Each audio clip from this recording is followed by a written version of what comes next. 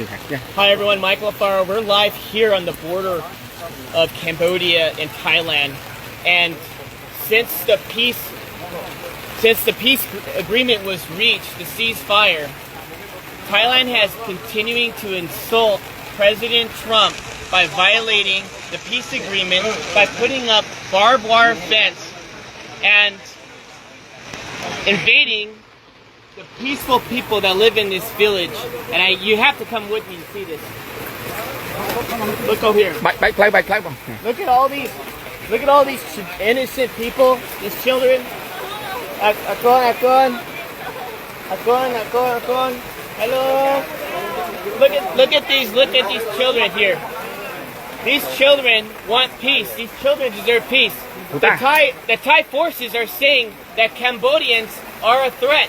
The Thai forces are saying that they feel the Thai forces did. Wait until President Trump sees it. Thailand, just wait. You think you're the boss? Wait till the President of the United States finds out exactly what happens on the border. And what did they do? They came here to this village. They built this wall here, the barbed wire fence entire, with guns facing downrange at these young, poor people that are just living outside in the rebels. Thousands of them have now been displaced. Their homes have been taken away. Their schools have been like this before. I was there when the Box withdrawal of Afghanistan, pulling the Americans out. When the fall of Kabul happened, I saw threats. What you see here in Cambodia is not a threat. You see love, you see compassion, you see people, you see a community, you see a country that chooses peace before war.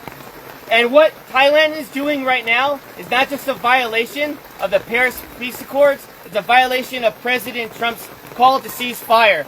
Since President Trump called ceasefire, the day after, Thailand invites Cambodian soldiers to come meet them at the border to shake hands and take a picture of them. What does the Thai forces do? They went and they kidnapped 20 Cambodian soldiers.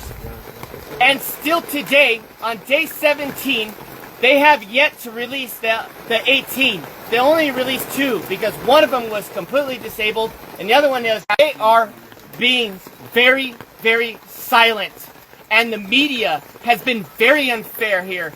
The media has been unfair to the Cambodian people, just like President Trump. The media has lied about President Trump, and the media has lied about what's happening here on the border. So I want you to see for yourself. I want you to see right here. Do you think this barbed wire fence is safe for children at night to go play, to sleep, to go to school? Do you think it's safe for the children to be constantly worried that if artillery rounds have to drop on their heads? When that happened, when the war broke out, there was no soldiers here. Not one soldier, because there was no threat here. Just honest farmers, just trying to make a living. And now what happens? You get the Thai saying, oh, the Cambodians are bringing soldiers on the border. The Cambodians are causing a threat now because they want to protect their sovereignty. Well, you know what I think? I gotta say it as it is. It's a bunch of bullshit.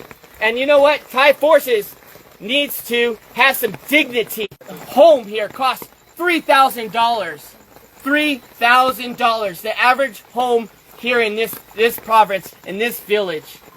And they want to go ahead and take their home away. These farmers are honest, and they deserve dignity, and they deserve respect. And I'm calling on all my friends in the White House correspondents. I'm calling all the senators and the congressmen that you work for. That I understand. We're all focused on Russia. We're all focused on trying to get a peaceful resolve there in Ukraine. We're all focused on Israel. But I'm telling you, as Michael Alfaro, you need to pay attention here what's happening on the border between Thailand and Cambodia, because I don't know how long Cambodians can hold on to peace and be resilient while Thailand continues out. I wouldn't want to be in that room. Because President Trump demands respect. He does not want to build your nation. He wants everybody to keep their nation. He wants everyone to be free and peace and harmony and respect. And what Thai people are doing is not okay. And this general, he's drunk on power, and all he wants to do is pretend that he's the king of Thailand. And that is not okay, to kill innocent lives for his own political gain. And I'm going to call it as it is. They need to tear down this wall so the children had more leaders like that. This world will be a safer place. But unfortunately, it's not, because we have Thai aggressors that doesn't believe in peace. They choose war. And I'm here to tell all my friends that invest in Thailand, you need to knock it off no more. We need to call for a protest immediately. And we, as a U.S. body, needs to call for action. Thailand needs to be severely punished. I think the trade war should take a significant role as they continue to violate the Paris Peace Accords. They continue to violate President Trump's call to cease fire, and enough is enough. These children, hopefully, these children can find a way where they can sleep well tonight in this rain, where they can sleep well. Their homes are no longer homes. They have. We have to do something. The world has to get serious, and the world has to stop being politically correct. And we must act now before this turns into a genocide. Because since 1979, Cambodians have endured not one genocide, but two genocides, killing 3 million people, and even killing 8,000 people in Ghost Mountain by the Thai forces. And so I'm asking all of you friends, family, Facebook, share this message and let them know that Michael Alfaro is not okay with this, and I know all my friends are not okay with this. This is the most inhumane thing I've ever seen. And I'm going to continue to investigate. I'm going to continue to see in my own eyes to protect your country by dropping a bomb on a Buddhist temple. Where was the threat? Was there a soldier in the area? Was there children playing with guns? But where's the threat? There was no threat. The evidence is on you. And you know what? If you say there is no evidence, well, I'm calling on Elon Musk right now. Pull the satellite imagery. Pull up the satellite imagery that shows that Cambodians were just one day, a threat to Thailand. I guarantee you there's no evidence that exists.